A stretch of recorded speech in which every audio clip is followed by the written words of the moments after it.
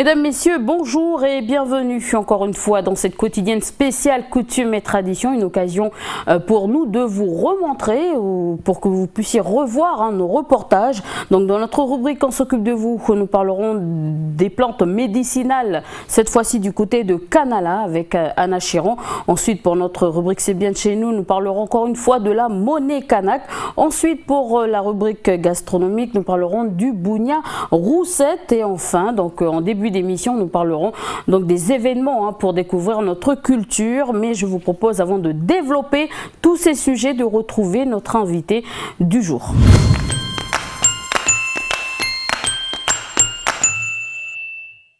Alors j'ai le plaisir de recevoir aujourd'hui Charles Péou, bonjour. Bonjour. Alors vous êtes l'un des chanteurs du groupe Coacoa Band, si je prononce bien, qui vient justement de sortir un album donc par le biais de l'association RAGPP, qu'on va justement parler parler tout à l'heure. Donc est-ce que vous pouvez nous présenter un peu le CD? C'est qui le groupe en fait qui a sorti ce CD? Coacoa Band, c'est le nom du groupe. Et enfin, en marais, ça veut dire en français, ça veut dire bande de corbeaux, Coacoa Band. Et c'est issu de l'association RAGPP, comme vous le disiez tout à l'heure. Et ça permet un peu de regrouper les jeunes, de se réunir pour faire quelque chose de bon, quoi. Donc la musique, c'est une passion chez vous? Voilà, c'est une passion chez nous. D'accord. On va reparler du CD tout à l'heure en détail, des morceaux, des compositions. On parle un peu de l'association RAGPP. Donc ça veut dire quoi, RAGPP? RAGPP, voilà, l'association regroupant les actionnaires pour les grands et petits projets. Alors parlez-nous un peu de cette association, présentez-nous l'histoire un peu de cette association. L'association en elle-même regroupe plusieurs filières au sein d'elle-même, donc qui est comme la maçonnerie que nous avons sur Tontouta, dont nous avons une personne qui est responsable de tout ça et qui s'occupe d'autres jeunes qui sont dans la maçonnerie, qui travaillent dans beaucoup beaucoup d'activités, quoi, d'accord. Oui, voilà. On va revenir sur l'association. Moi, je te propose d'écouter un petit extrait du groupe du CD qui s'appelle Coacoa Band. Donc, je vous propose le numéro 7, c'est ça, New Caledonia. Voilà.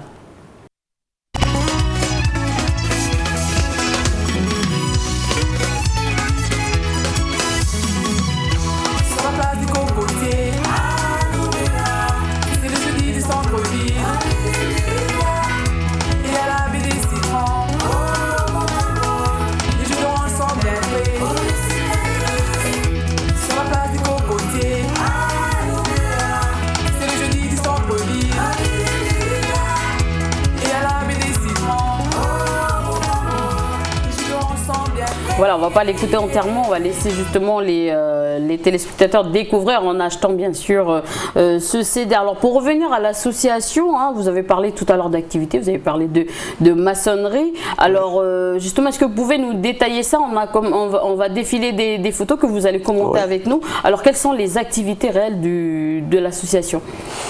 Comme je vous ai dit tout à l'heure, il y a la maçonnerie, il y a... On voit des jeunes avec... Voilà, il y a aussi l'étude des enfants.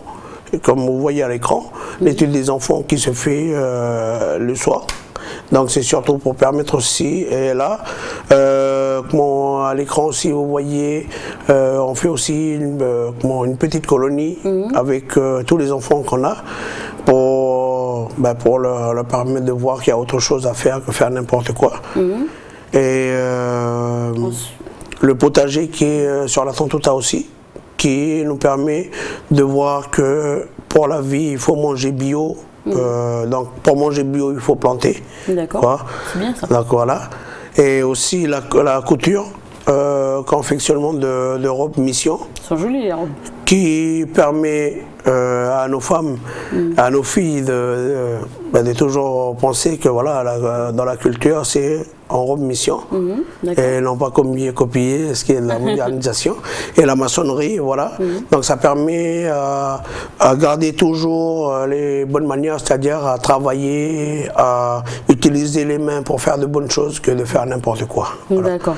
Alors pour revenir justement à cet album, quelles sont les compositions et de quoi vous parlez? Parce que bien sûr les gens vont écouter la musique, on adore la musique, mais ils ne comprennent pas souvent les paroles, donc du coup ça raconte quoi exactement? Donc après voilà, bon, sur l'album vous avez 9 morceaux, 9 chansons que différentes personnes ont composées. Dans le premier, La Toua. La Toua, c'est une prière, en marais c'est une prière. Enfin en français c'est une prière, La Toua c'est en marais. Et ça c'est une personne qui a composé ça. Deuxième morceau c'est Mossé. Mossé, c'est moi qui a composé, et j'ai tiré un peu sur l'histoire d'un homme de la Bible quoi, qui a pu faire sortir le peuple d'Israël de l'Égypte. Donc là j'entends parler de religion, vous êtes un groupe chrétien ou pas forcément, pas forcément, mais voilà, d'autres sont issus des mamans protestantes ou des parents protestants et catholiques. Donc c'est important pour vous de parler de religion. C'est surtout, l'idée c'est surtout d'essayer de comparaître à la vie dont nous menons actuellement aujourd'hui. Ok. Alors vous revendiquez quel style à peu près? Reggae, Kaneka Moi c'est Kaneka, La Toua, Kaneka, et après vous avez ce qui manque dans l'album c'est le reggae. Qui normalement on doit mettre pour le deuxième album. Et il y a du soul, R&B comme le numéro 8. Mais du zouk comme le numéro 7 qu'on a écouté. Comme du zouk en numéro 7. Et ça, le numéro 7, on a composé carrément pour tous les Calédoniens. C'est-à-dire, on essaye de parler du destin commun. Mais maintenant, il faut le vivre. Voilà, il faut le vivre. D'accord. Et non seulement parler, mais il faut le vivre. Alors,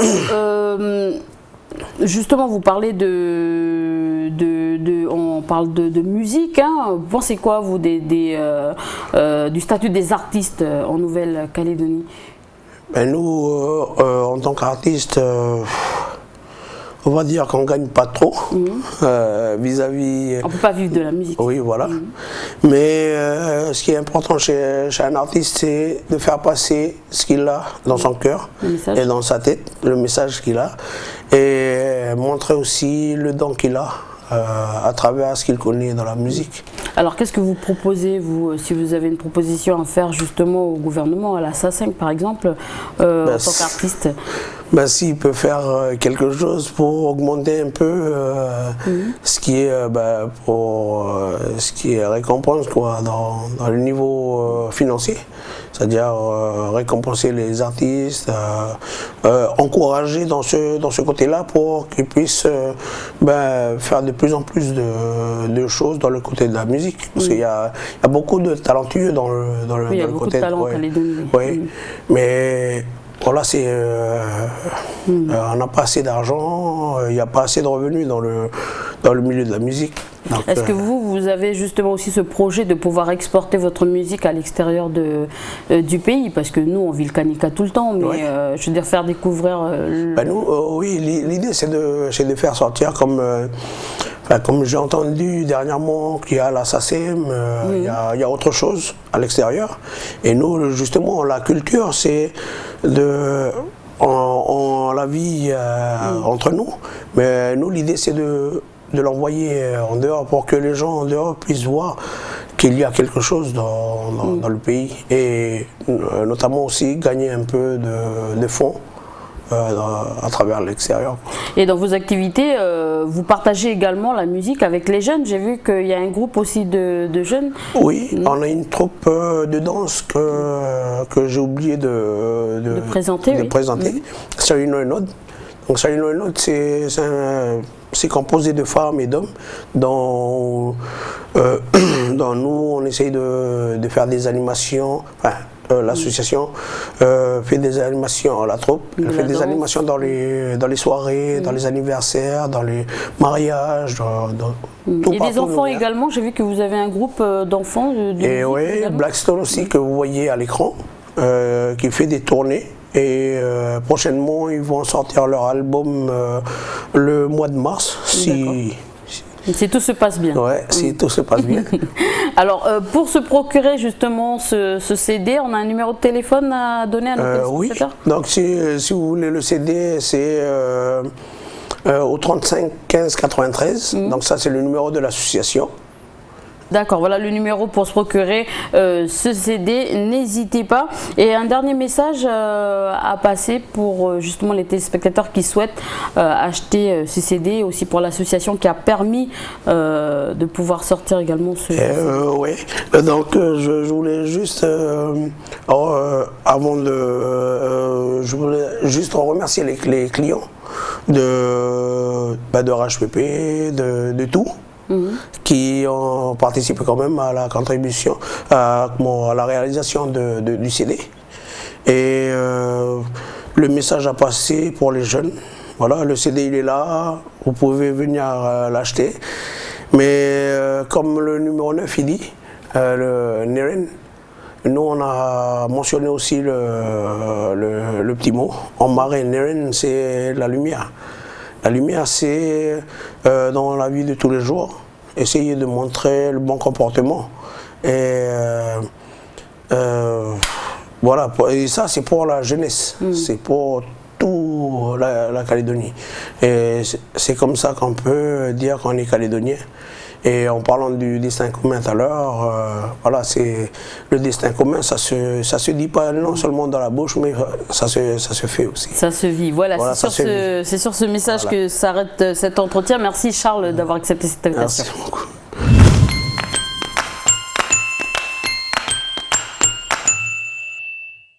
Bonjour Davina, avec toi aujourd'hui, on poursuit cette semaine coutumes et traditions avec les rendez-vous à ne pas manquer. Oui c'est ça, bonjour Élise et bonjour à tous. On poursuit sur notre lancée. Aujourd'hui j'avais envie de vous parler un peu de la fête du miel et du santal du côté de l'Ifou. Donc ça se passe tous les ans du côté de la tribu de Easso.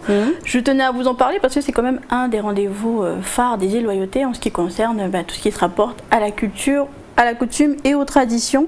Je sais qu'ils partagent beaucoup autour de la sculpture sur le bois de santal. Ils font beaucoup de choses avec la paille, les coquillages. Donc ça c'est très important aussi au niveau de la transmission des savoirs.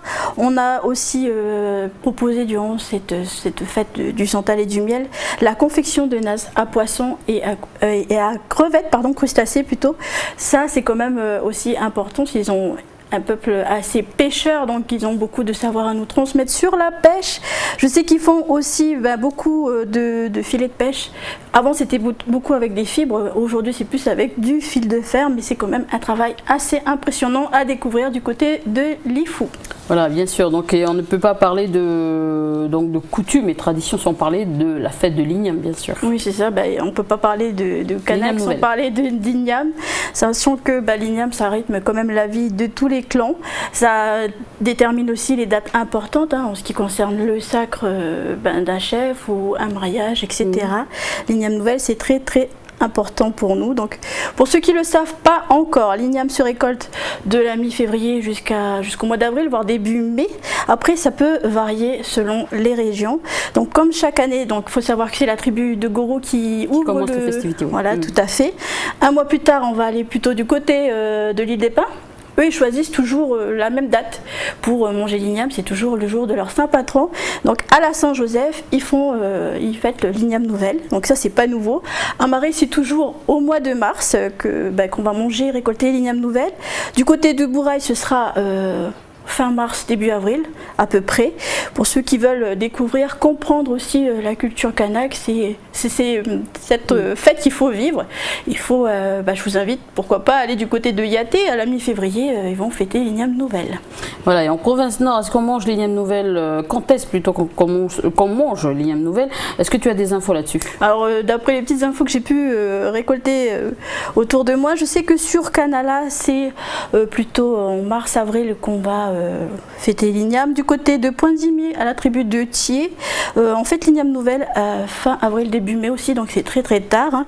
Et puis, voilà, avec, tu sais qu'il y a aussi des petites règles qui régissent ce moment de récolte et d'Igname Nouvelle. Notamment, on ne peut pas manger d'igname si on est ailleurs que chez soi avec nos proches. Voilà. Voilà, et pour ceux qui sont du côté de Nouméa, il y a également des activités pour apprendre, je veux dire, des techniques de fabrication traditionnelle dans les différents domaines comme la sculpture, la musique ou voilà, autres activités culturelles. Tout à fait, il y a notamment le musée de la Nouvelle-Calédonie qui propose pas mal de choses, aux grands comme aux petits. Ouais. Il y a plusieurs ateliers de fabrication de radeaux qu'on a pu suivre aussi. Il y a, je sais qu'ils vendent la confection de peignes en bambou. Ça c'est pas mal pour nos cheveux, moi je pense aux miens déjà. Au niveau de la confection des barrettes pour cheveux, il y a aussi ce qu'ils appellent les sonailles qui servent en fait à danser, tu sais, ils mettent au pied là. Ils font beaucoup d'ateliers en rapport avec ces choses que l'on faisait avant tous les jours et qu'on ne sait plus faire aujourd'hui. Enfin, il y a pas mal de choses. Il y en a une que j'aimais particulièrement, c'était celle sur l'expression autour du conte océanien. Donc tu apprends à travailler ton corps, ta voix pour pouvoir raconter une histoire aux autres. Donc c'est pas mal. Voilà, c'est vrai que nous, quand on voit nos mamans, nos grands-mères qui justement qui racontent, ça paraît simple, mais en fait, non, ça s'apprend. Hein. Alors d'où l'importance de la transmission. Tout à fait, Élise. Juste pour finir, je voulais, pour ceux qui veulent apprendre un peu plus sur les traditions, les coutumes, vous rapprocher des dates des fêtes des communes, parce que c'est quand même là où on va retrouver pas mal d'activités en rapport avec ça. Je pense notamment, là pour vous donner un exemple, à la fête communale de Ponéréouin qui s'est passée en fin d'année dernière, où on a pu assister à des dialogue, des discours généalogiques. Donc là aussi c'est important parce que quand on apprend aux jeunes à l'histoire d'ailleurs, il faut déjà savoir d'où nous on vient et à qui on est rattaché. Voilà, Élise. Donc voilà, merci pour cet agenda. On te retrouve pour le fin bon. Oui, à tout à l'heure pour le fin bon.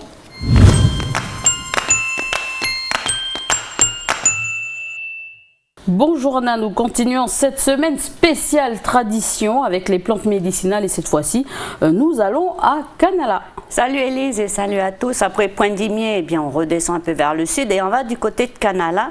Et on parle toujours des plantes. On sait qu'elles sont utilisées de diverses façons pour traiter différents maux. Ça peut être soit en décoction par exemple ou encore en application ou même pour se masser. Pour en revenir à la commune de Canala, comme on a fait pour Pointe-Dimier, une petite présentation rapide.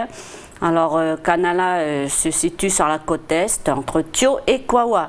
Si on vient de Thio, on peut emprunter la route à horaire. On arrive à Canala. Si on vient de la Foi, on passe par la route du col d'Amieux. Et puis, on peut aussi passer par Kawa si on vient par Wailou, par exemple. Voilà, merci Anna pour ces précisions. On connaît quelques plantes utilisées couramment pour leurs vertus thérapeutiques comme le niaouli ou encore le corosol.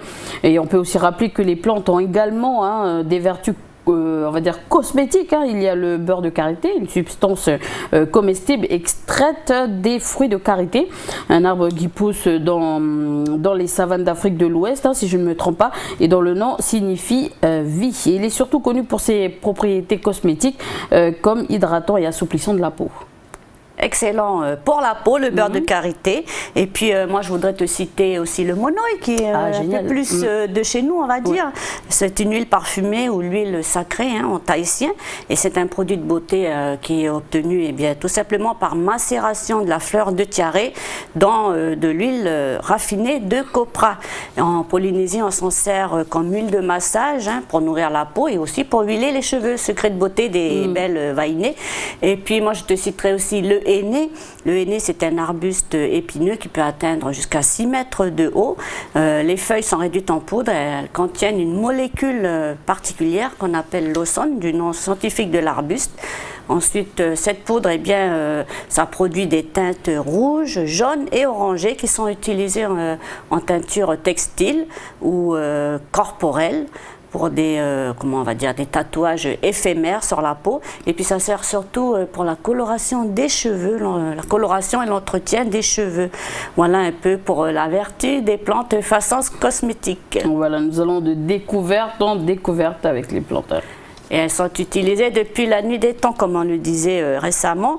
On peut aussi préciser, Élise, que les plantes qui ont des propriétés médicamenteuses, elles peuvent aussi avoir des usages alimentaires et même servir à des boissons hygiéniques. Pour l'heure, moi, je te propose d'aller à Canala. On va suivre Cédric Thia, qui va rencontrer Elisabeth et Jacqueline, qui partagent avec nous leur connaissance des plantes. Et c'est parti pour Canala.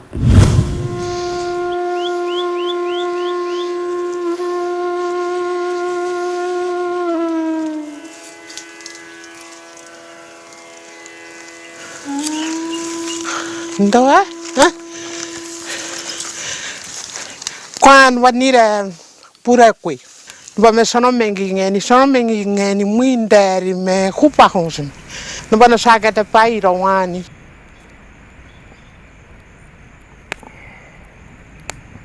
ยังไม่รองอันเนี่ยนี่สนองเมงกิเงมีแกแต่แบบวันนี้แม่จะคู่ตัวเรนี่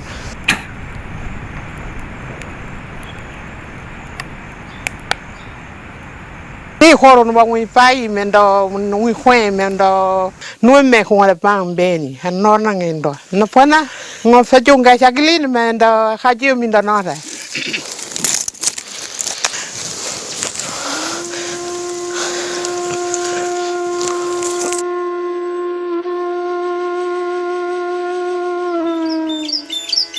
ดอย้อนยบะคงเห็นดอก็ได้อันดอประทับเป็นบากะฮันนี่ไปปีเจนี่ปีเจรฟบามนี่ปีเจว่ากันบ่ควินนอนนะมีเป็นมีนี่กังกายนี่ฟ้องจังเงินดอปีมือฟ้องจังเงินปีมือมันมาหม้อเด้บุรุงจอนดอแต่มาคุยฮอรุมาคุยฮอรุนะปีรุคุยฮอรุงารุนี่ดอกวนนั่นแหละคือนี่นะกว่าได้ปีนั่นตอนนี้ฟ้องจะมองไงปีนั่นตอนนี้ยืมไปไงแฟดีมินโดเดียมินมาเดียยืมไงแฟงว่าดีปีดีแม่เนี่ยดีมินเดอดีมินวิตันเดียว่าดีบ่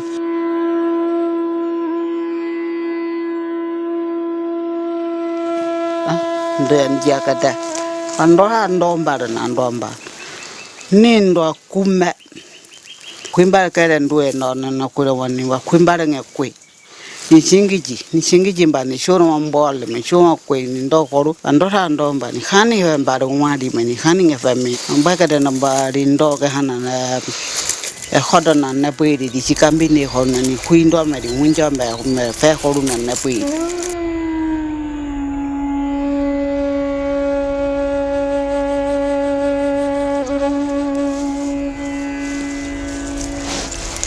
ndo ni de fasia tu buru do kade nó có cho với ta nó khu con để cái đó ha cho thì họ luôn mà prop mà nó họ luôn cái đó ha nó cứ pen đó nó cứ sung em bé pi nó mà khu bạc hoài nó mà đi pi họ luôn nó cứ sung em bé đi cái này mới đi pi mới kaka nó mới khu bạc hoài nó phải họ luôn nó pi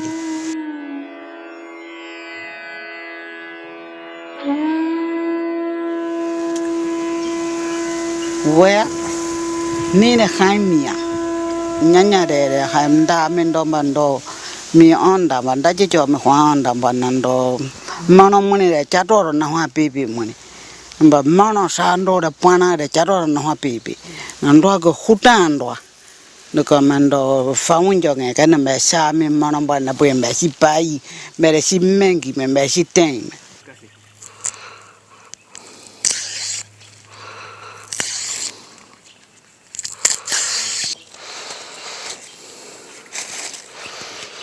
Dambanja ni kunyamba mbara pahu mbangwa sana pahu si said me si emendana na kamp ni ndo ni kamburu kare ha na pana ni cho cho si cái đó ha cho đã con đấy à này udah cái đó ha cho si balik dia cho đã con đấy nak cái đó ha nando amba nanja cái đó này khuda amba cha mera khoro ni faka ha kwede apana pa hohi injindo nando ka ba foi bi ramba ka ta ka ha kana merendo ba sindoro na wando hoina na njide ndo na ndo re si seito na konda ra hoina ana no na hona ba ndo ka damba ndo ke hana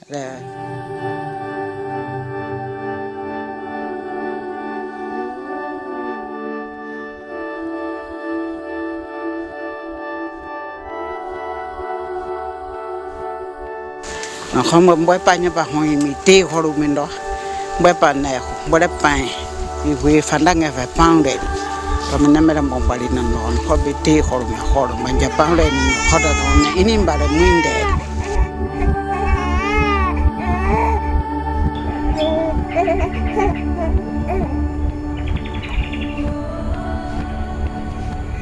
Voilà, donc merci à ces dames pour leurs explications, en espérant que la jeune génération aura bien entendu le message.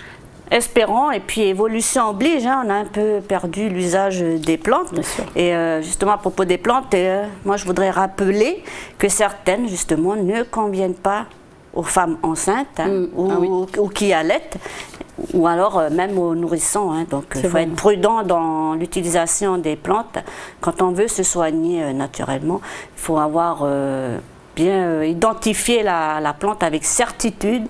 Et puis si on est un peu dans le doute, on n'est pas trop sûr, consulter un spécialiste pour avoir les informations précises sur les plantes, surtout sur leur dosage aussi. Voilà, il est important de préciser hein, que chaque plante possède des principes actifs, donc et certains peuvent être toxiques. Le dosage est à respecter scrupuleusement. Une double dose ne guérit pas deux fois, hein, plus vite. Hein, le remède peut devenir, on va dire, un poison. Voilà, Anna, on te dit à bientôt. Merci pour cette présentation. À demain, Élise, et à demain à vous.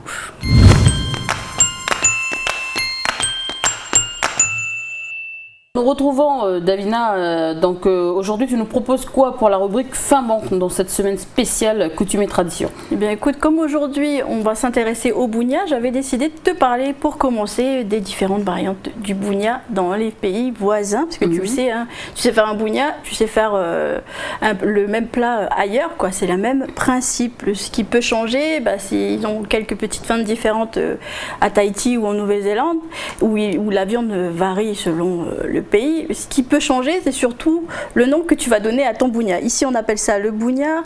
Je sais que chez les Fidjiens, on a pu le voir d'ailleurs mardi, ils appellent ça le lovo.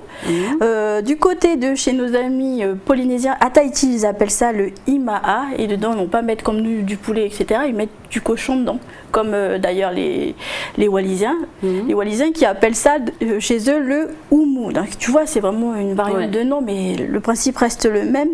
Ce que l'on peut dire en termes de choses qui se ressemblent chez les Polynésiens, donc à Tahiti et en Nouvelle-Zélande, le principe va rester le même. Tu vas mettre tous tes ingrédients dans des paniers et ces paniers tu vas les mettre en terre. C'est là où ça va différencier de nous, parce qu'au niveau de la récupération des aliments, ce sera beaucoup plus simple.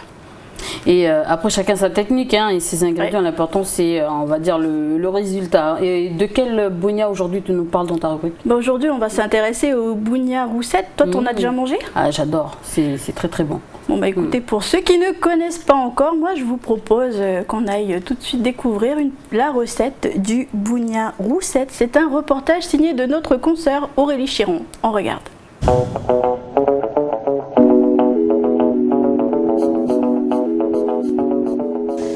Bonjour tout le monde, ben voilà, je vais présenter je vais cuisiner une recette avec des taros, ensuite il y a quelques bananes, des tomates, du sel, du poivre, des oignons et moi à ma façon je fais cuire avec le lait de coco. Bon ben d'abord je vais découper les ailes.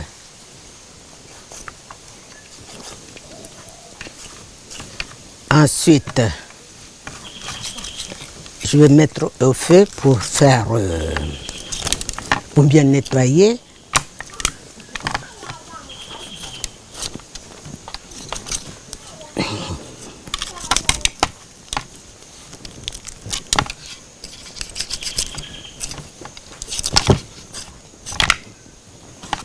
Et voilà.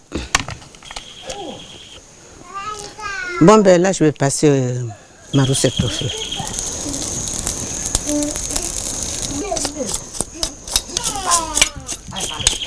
D'abord, tout brûler, bien nettoyer jusqu'à ce qu'il n'y ait plus de poils.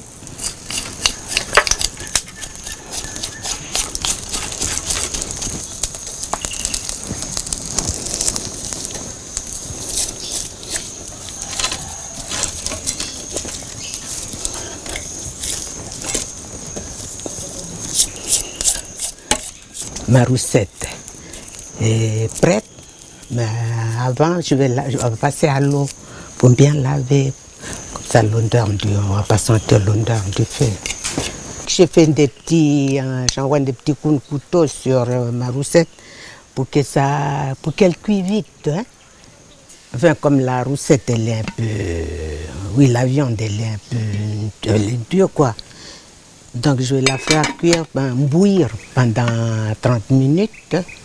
Et puis voilà, je vais la mettre à la marmite, mettre dedans, puis je vais faire mon petit bougnan dans la marmite. Je vais mettre avec le lait de coco bien sûr. Bon, je mets les tarots, je découpe les tarots, je les mets avec la roussette.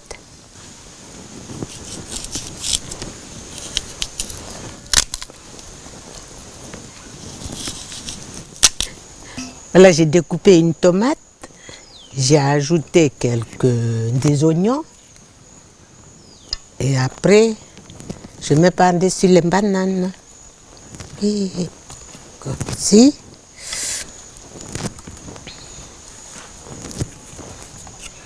Je rajoute encore une tomate par-dessus les bananes.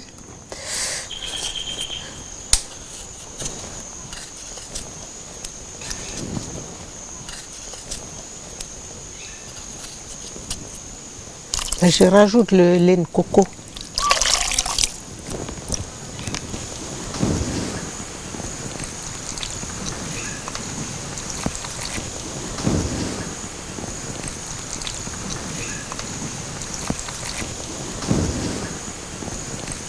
Là, ma marmite est prête.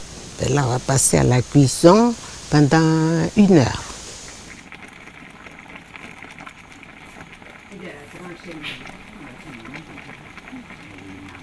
Bon ben voilà la marmite, la roussette elle est cuite.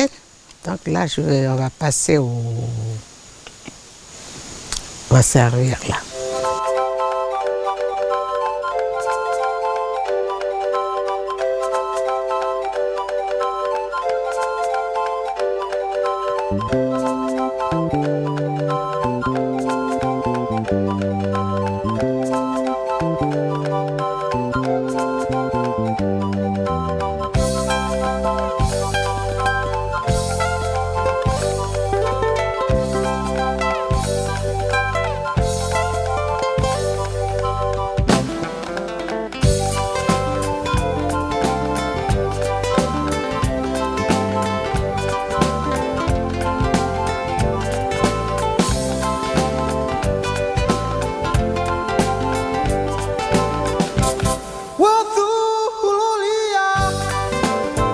Voilà, j'espère que vous avez apprécié cette petite recette et que vous avez pu tout noter pour pouvoir la refaire quand la quand la chasse aux roussettes sera ouverte bien sûr.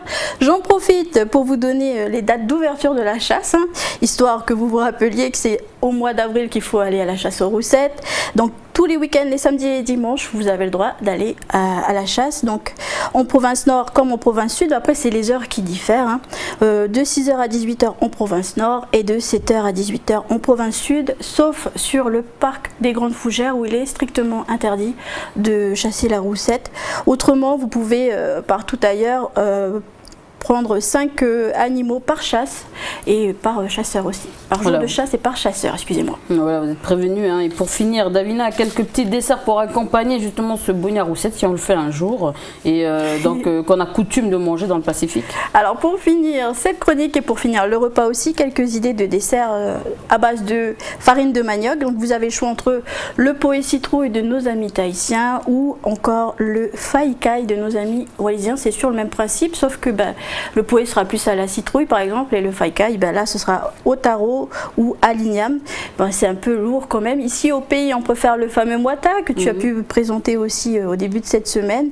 Le moata, il y a aussi un équivalent de ce fameux moata chez nos amis fidjiens, ça s'appelle le vakalavalava, c'est à base de lait de coco et de manioc. Ils dégustent ça au petit déjeuner ou au goûter, donc voilà, c'est pas mal. Petite originalité du Pacifique, la Nouvelle-Zélande est l'exception qui confirme la règle parce que eux, en dessert traditionnel, en dessert typique de chez eux, on va parler plutôt de la pavlova. Vous savez, ce gâteau à base de crème et de fruits là, qui a l'air assez lourd mais qui est pourtant très très léger.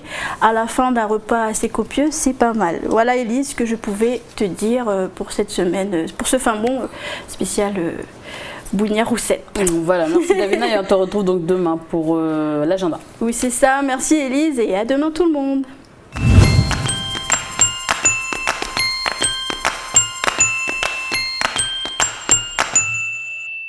Bonjour Diouk, aujourd'hui dans le cadre de notre semaine coutume et tradition, on revient sur la monnaie kanak. Bonjour Élise, bonjour à vous à la maison. Alors pour commencer Élise, juste une petite définition.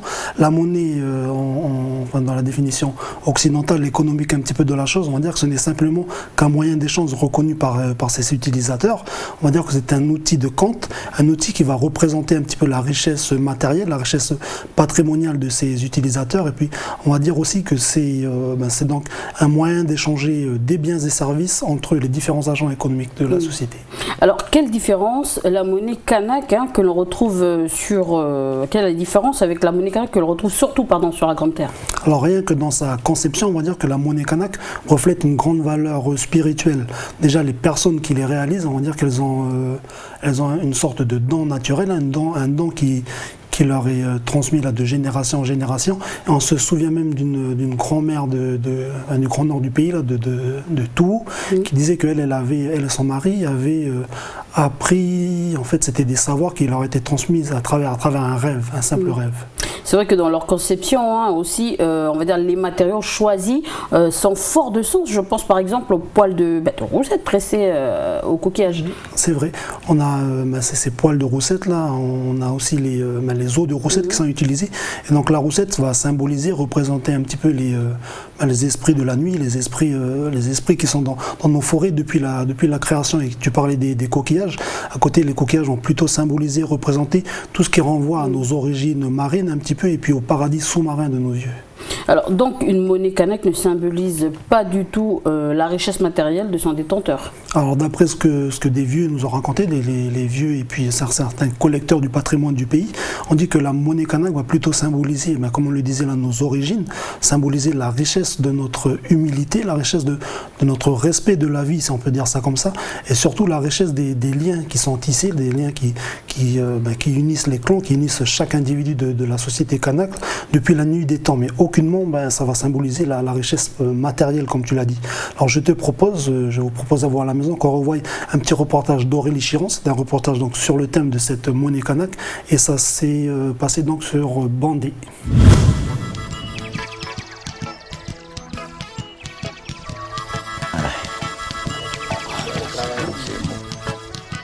On était voir le cousin, le vieux cousin.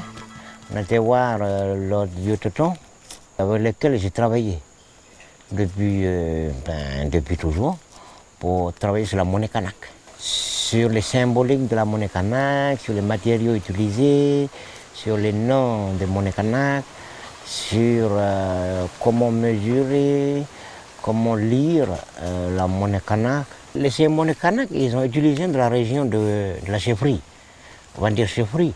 Tiens, la chefferie Malouma, la terre à pain bois. Voilà. C'est dans cette zone-là qu'on trouve le nom des 5 monnaies kanak. Tout le monde utilise le monnaie kanak. Mais aujourd'hui, on perd un peu vraiment les fonctions directes des monnaies. Mais c'est ce qu'on essaye de faire. Ce travail, c'est pour que chaque monnaie, on l'utilise aux événements qui lui sont vraiment destinés.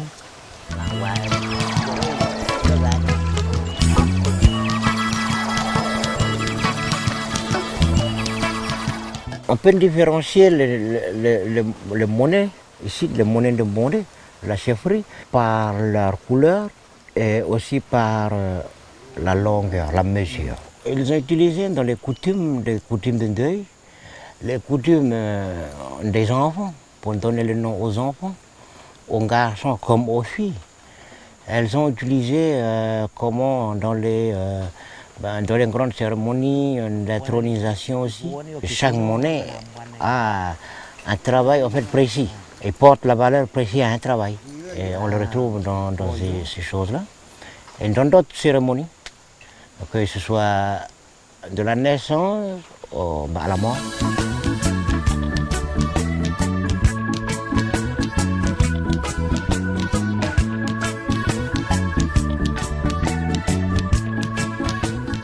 Le premier, c'est le moins fort. Le Hengi Tamba représente la femme. Ce qu'il y a de différent entre les autres, c'est qu'il n'a pas de tuy. Il n'a pas de colonne. C'est tout un paquet de nœuds, comme on dit en français. Aujourd'hui, il n'est plus utilisé. Il a été remplacé par un autre. Celle d'aujourd'hui, il a toujours une tête.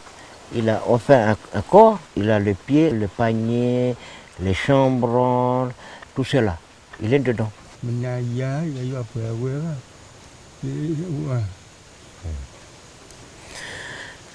Cette monnaie-là, voilà, c'est la monnaie que l'on donne quand on va avertir un événement. Le second, c'est le WM, qui est aussi blanc que le quatrième, mais c'est sa longueur qui dira son nom. Il est plus court. Le WM représente que l'homme. Cette monnaie-là aussi, je vais l'utiliser pour faire la coutume de mariage, pour payer la fille, aller vous demander ta main, et ensuite pour la coutume de mort. Voilà.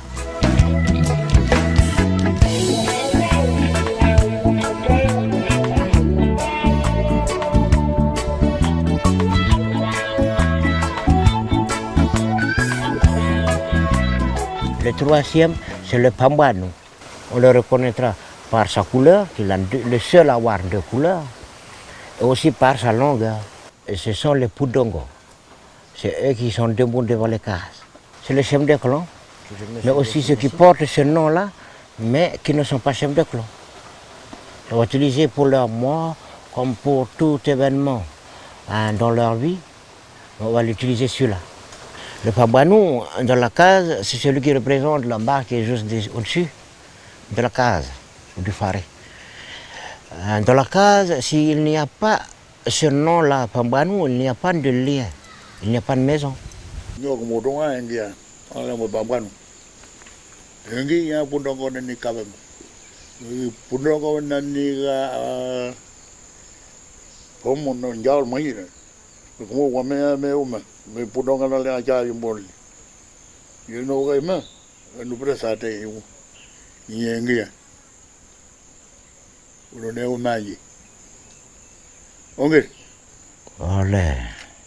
Le quatrième, c'est le Ngoyo ou Yovolo. On le reconnaîtra parce qu'il est blanc, mais aussi par sa mesure. Et dans un discours généalogique, il dit que ce sont les pouces et les rejetons. Qui fait la différence des autres monnaies Yo, qui a le noir qui part dans la chefferie, qui fait part de la chefferie. Et lui, c'est tout ce qui est petit chef dans la ligne de la chefferie. Le Ngoyo, on le retrouve aussi dans la coutume. Quand il y a des morts aussi, ça peut être les monnaies kanak que je prends pour aller avertir l'oncle du terrain que voilà, ton neveu est mort. On dit que c'est, on va dire c'est le Hengi, on a un ami. Il va chez toi, il revient chez moi. Et ensuite le chef. Le chef qui est représenté par le petit doigt, mais c'est celui qui est le plus fort. C'est la monnaie noire.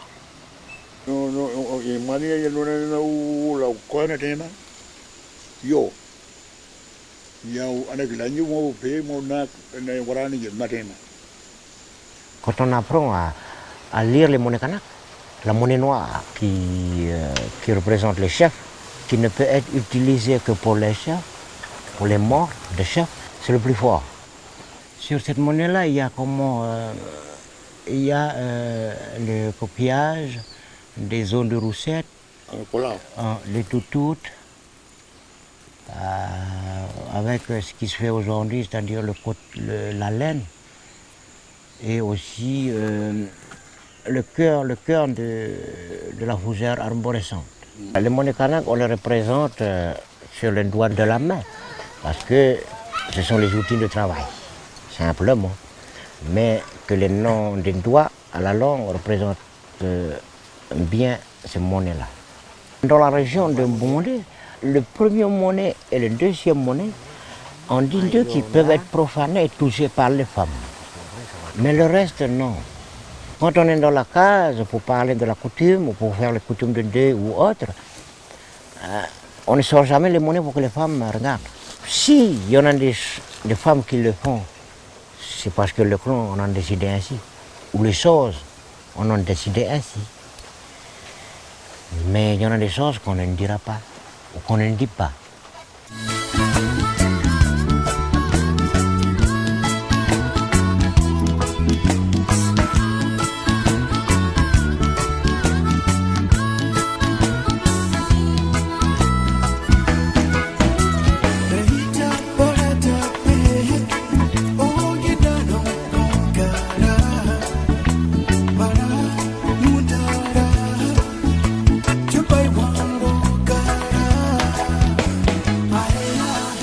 Les étuis sont faits avec les fibres de cocotier ou l'écorce de bagnon,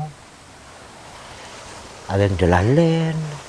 Il n'y a pas de couleur spécifique.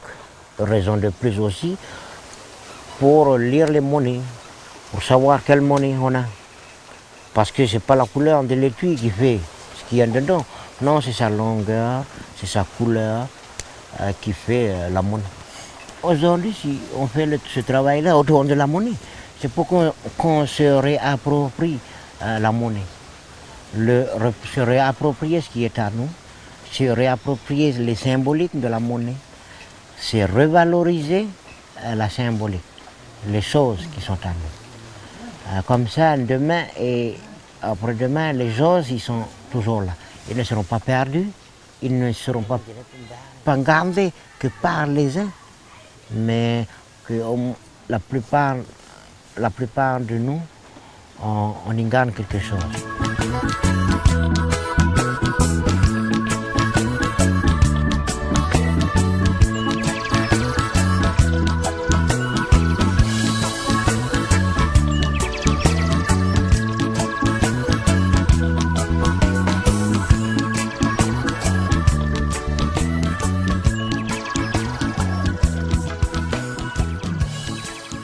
Voilà, c'est donc une nouvelle occasion pour nous de saluer et encourager les nouvelles générations, comme à Bondé, sur la revalorisation justement de notre patrimoine. C'est vrai, Élise. D'ailleurs, cette semaine, on a vu dans nos reportages qu'on a pu interviewer des vieux à nous du pays qui nous disent que en fait, notre culture, elle est appelée elle va forcément se développer, forcément se modifier parce que c'est une culture vivante. Et ce qu'ils nous disent, c'est qu'il ne faut surtout pas hésiter à adapter un peu tous ces savoirs-là, puis savoir garder seulement ce dont on a besoin, les nouvelles générations ont besoin, les savoirs, les traditions qui nous sont utiles pour continuer à nous développer en tant qu'humains, en tant que Kanak, en tant qu'Océanien, puis voilà, en tant qu'humain dans ce monde dans lequel on vit. Voilà un petit peu le message. Voilà, merci Duke, et puis on te retrouve demain pour nous expliquer la danse du bois. C'est ça, merci Élise et merci encore à vous à la maison. Voilà, c'est la fin de cette émission, merci de nous avoir suivis. Je vous retrouve demain pour une nouvelle émission, donc toujours sur le thème coutume et tradition.